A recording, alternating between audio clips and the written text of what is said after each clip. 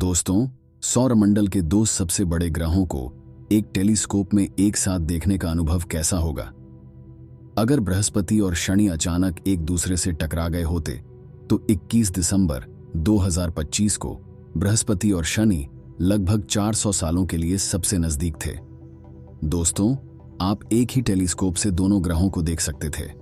यह शाम का एक तारा बनकर दिखाई देते थे, लेकिन ये खगोल विज्ञान के संघर्ष से बहुत दूर थे। अगर ये दो बड़े गैस ग्रह थोड़ा और नजदीक आते तो यह पहली बार नहीं होता कि बृहस्पति ने किसी और ग्रह से टकराया है। दोस्तों, आप आश्चर्य करेंगे जब आप सुनेंगे कि उस युद्ध में कौन जीत गया था। दोनों बृहस्पति और शनि लगभग पूरी तरह से गैस हैं, जिसमें हाइड्रोजन और हीलियम अधिकतर होते हैं, और जबकि उनके सॉलिड कोर होते हैं, लेयर्स के बीच कोई तेज ट्रांजिशन नहीं होता। बृहस्पति को कुछ महत्वपूर्ण लाभ होते हैं। वह शनि के लगभग 3 गुना भारी है और उसका वॉल्यूम लगभग डबल है।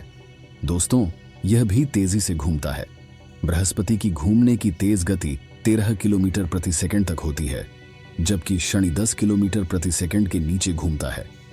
लेकिन शनि इस युद्ध में एक अनजाने तत्व के साथ आता है। इसके 2 अंगूठे हैं, जिसमें कम से कम 150 चंद्रमा और चंद्रमालित हैं। अगर ये ग्रह और भी नजदीक आते तो बृहस्पति की मजबूत आकर्षण शक्ति से ये चंद्रमा, चंद्रमालित पत्थर, धूल और बर्फ इसकी ओर तेजी से बढ़ेंगे। दोस्तों, कुछ उनके टुकड़े हो जाएंगे। ये वही हुआ था जब शूमेकर लेवी 9 कॉमेट ने बृहस्पति से टकराया था 1994 में। शुरुआत में ये कॉमेट लगभग 2 किलोमीटर चौड़ी था, लेकिन जब ये टकराया तो बृहस्पति की गुरुत्वाकर्षण शक्ति ने इसे टुकड़ों में काट दिया था।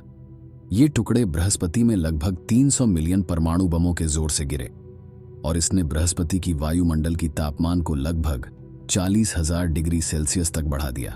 दोस्तों, टाइटन, शनि का सबसे बड़ा चंद्रमा, उस कॉमेट से 2000 गुना बड़ा है। तो अगर ये बृहस्पति से टकराए तो इसकी ताकत भी काफी अधिक होगी। अगर बृहस्पति और शनि टकराए तो वे धीरे धीरे मिलने लगेंगे। उनकी वायुमंडल को मिक्स किया जाएगा। इससे गैस ग्रहों के ऊपर की लेयर्स की तापमान बढ़ेगी।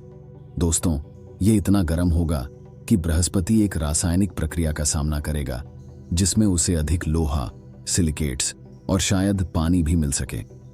चीन के सन यत सेन विश्वविद्यालय के वैज्ञानिक ने एक स्थिति मॉडल किया था जब एक बड़ा ग्रह एम्ब्रियो, जो पृथ्वी के 10 गुना बड़ा था, 4.5 बिलियन साल पहले बृहस्पति से टकराया था।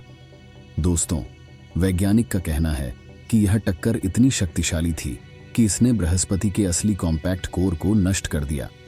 इसके जगह एक अधिक अनुमिलित कोर बना, जो एक घनीला मिश्रण था लिक्विड मेटालिक हाइड्रोजन और हीलियम का। लेकिन अगर बृहस्पति शनि से टकराए तो यह घटना 10 गुना अधिक भारी होती। बहुत सारा सामग्री स्पेस में बिखर जाता। दोस्तों, फिर वह सारा सामग्री एक ही ग्रह में आकर मिल जाता है। हम इसे न्यू बृहस्पति या जुपिटर्स कह सकते हैं, और शायद यह नया ग्रह हमारे सौर मंडल में आने वाले कुछ समस्याओं का कारण बनेगा।